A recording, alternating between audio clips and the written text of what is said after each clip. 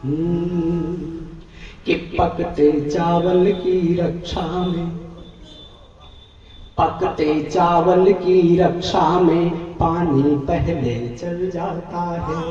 वाह, किसके किसके घर में चावल बनता है दोस्तों? विन्यास देखिएगा और खंड कब मेहंदी में तलवार पर अपना हस्ताक्षर दीजिएगा कि पकते चावल की रक्षा में पानी पहले जल जाता है। ना डिगे अनल की मर्यादा इसलिए सार गल जाता है।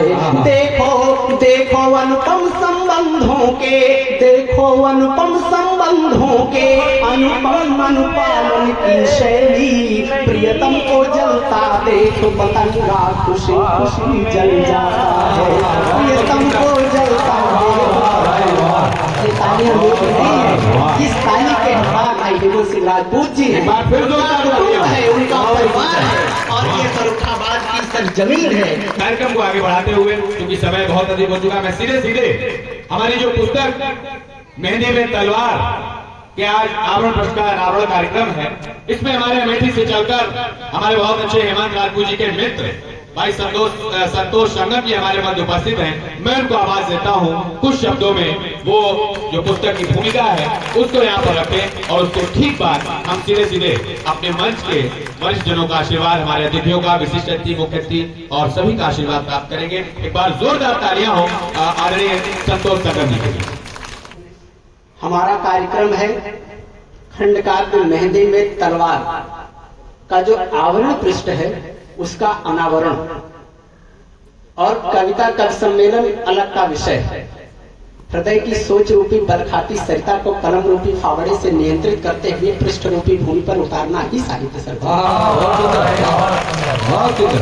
तो मायने नहीं रखता कि हम कितना बेहतर बोल पाएंगे, मायने ये रखता है कि हम जो बोल पा रहे हैं वो आज का ये जो दिवस है, जो परिवेश है, उसके परिप्रेक्ष्य में संगत है भी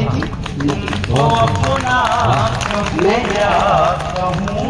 हेमंत सिंह राजपूत जी को विगत 2 या 3 वर्षों से जानता हूं। अभी जो कार्य मैं कर रहा हूं उसकी भरपाई आदरणीय मुख्य अतिथि जी या फिर विशिष्ट अतिथि जी या भाई सभी लोग करेंगे, लेकिन मेरा एक मानना है, बहुत अकिंचन हूं, बहुत तुच्छ हूं। मैं दौलतमंद लोगों के घरों से होके आया हूं। मैं दौलतमंद लोगों के घरों से होके आया हूं। वहां जब भी गया हूं मैं हमेशा रो के आया हूं। रुकिए, वहां जब भी गया हूं मैं हमेशा रो के आया हूं। खजाने की तराजू में मेरे रिश्ते को मत तोड़ो। कन्हैया हूं सुदामा का चरण में धो के आया। कन्हैया हूं सुदामा का चरण में धो के आया। विषय पर बंधे रहना ही एक अच्छे कवि या साहित्यकार, हालांकि दोनों में जमीन आसमान का फर्क है। साहित्यकार और कवि दोनों में बहुत डिफरेंस है। बड़े व्यक्तित्व के धनी लोग इसको समझ पा रहे हैं। आइए हेमंत सिंह राजपूत जी की पुस्तक के 2 मुक्तक उनकी उपस्थिति में मैं पढ़ रहा हूं ताकि आप ये समझ सकें कि आखिर ये साहित्य है क्या। ये बच्चे, ये बच्चियां जो तालियां बजा रहे हैं इनको अच्छा लग रहा है, लेकिन साहित्य किसी को अच्छा बुरा लगने के लिए शायद नहीं लिखा जाता है। साहित्य की एक अपनी विचारधारा होती, साहित्य एक सैद्धांतिक प्रतिरूप होता है। हेमंत सिंह राजपूत जी का चिंतन उनकी पुस्तकों में मिलेगा, उसकी 2 वानगी मैं दे रहा हूं। वो मंच पर उपस्थित है। ये बहुत गौरव का विषय है और उससे भी ज्यादा गौरव का विषय है कि वो जिससे अवतरित हुए हैं पूज्य पिताजी श्रोता दीर्घा में बैठे हैं। जोरदार तालियां बजाइए। आप साहित्यकार कहलाते हैं, आप कम कहलाते हैं, लेकिन आपको ये चीज नहीं मालूम है कि कहां पर क्या चीजें होनी चाहिए। मुझे महात्मा बुद्ध की उक्ति याद आती है। मैं फिर दोहराता हूं कि एक पिता का अपने पुत्र के प्रति यही कर्तव्य है कि वह उसे सभा की पहली लाइन में बैठने के योग्य बना दे। क्या पिताजी ने वो कार्य किया है? तो जोरदार तालियां होनी चाहिए। और सुंदर भाई, वाह। हेमंत सिंह राजपूत जी ने जब लेखनी पकड़ा और खंडकाव्य मेहंदी में तलवार आई, तब से आदरणीय मुख्य अतिथि जी का सानिध्य उनको मिल रहा है, विशिष्ट अतिथियों का मिल रहा है। संचालक महोदय का मिल रहा है और ये कारवां जुड़ता जा रहा है।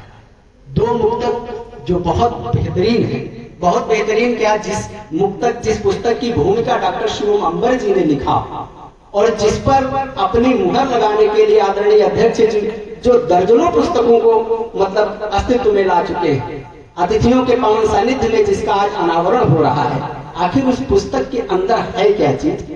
वहां से दो मुक्तक मैं पढ़ रहा हूँ। ये मेरा मुक्तक नहीं है, ये हेमंत सिंह राजपूत जी का मुक्तक है और ये खंड काव्य मेहंदी में तलवार की पंक्तियां आप लोगों को सम्मुख प्रस्तुत करता हूँ। जहां न जाए रब वहां जाए कवि की उक्ति को चरितार्थ करने के लिए जो कोशिश की है उस पर आप लोगों की हस्ताक्षर चाहता हूँ, आपका समर्थन चाहता हूँ। आप सबके घर में भोजन प्रतिदिन बनता है और जब भोजन बनता है दोस्तों तो चावल भी बनता है। पंक्तियां वहां से हेमंत सिंह राजपूत जी ने स्पर्श किया है, आपका विशेष ध्यान चाहूंगा।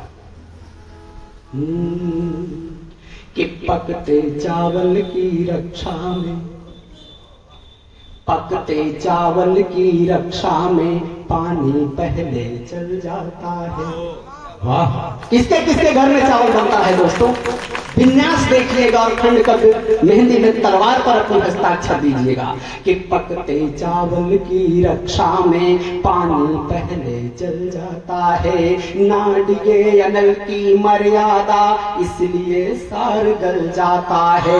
देखो देखो अनुपम संबंधों के, देखो अनुपम संबंधों के अनुपम अनुपालन की शैली, प्रियतम को जलता देख पतंगा खुशी खुशी जल जाता है, प्रियतम को जलता देख पतंगा।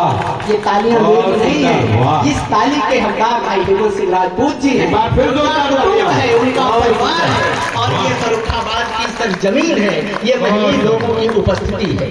और एक चिंतन देखिएगा, आप लोग साहित्य को समझने की कोशिश कीजिए, एक चिंतन समझिएगा। एक सेकेंडरी इमेजिनेशन, एक अद्वितीय जो विचार की शक्ति है वो कवियों में कहां से आती है। दृश्य है, अवंतीबाई जी की तस्वीर लगी है, उनके चरित्र पर आधारित खंडकाव्य मेहंदी में तलवार के अनावरण के कार्यक्रम में सभी लोग उपस्थित हैं, लेकिन उस पल को महसूस करो दोस्तों, मित्रों, प्लीज।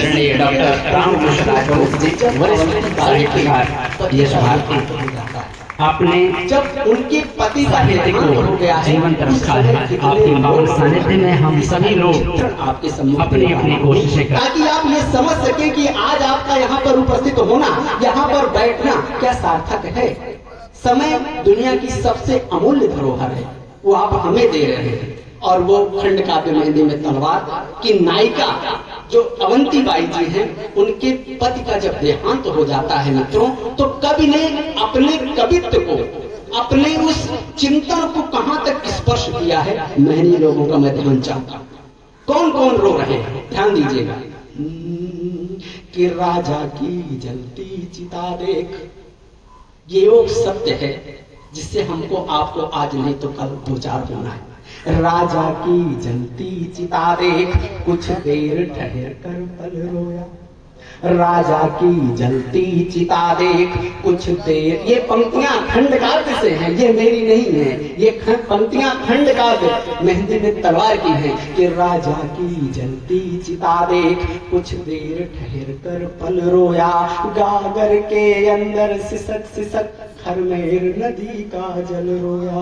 राजा की जलती चिता देख, राजा की जलती चिता देख कुछ देर ठहर कर पल रोया, गागर के अंदर सिसक सिसक खरमेर नदी का जल रोया। रोया है मंगल सूत्र बहुत, रोया है मंगल सूत्र बहुत, सिंदूर लिपट कर बिंदिया से। रोया है मंगल सूत्र बहुत, सिंदूर लिपट कर बिंदिया से।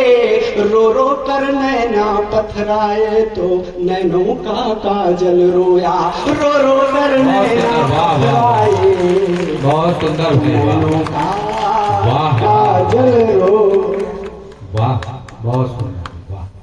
ये हेमंत सिंह राजपूत जी का चिंतन है। ये कविता का सम्मेलन अनवरत है, गीता दीदी से लेकर के, आदरणीय से लेकर के, सरस जी से लेकर के, वैभव जी से लेकर के तमाम लोगों ने हजारों मंचों की यात्राएं की और आने वाले वक्त में ये जिस मंच पर उपस्थित होंगे वो मंच धन्य होगा। क्यों?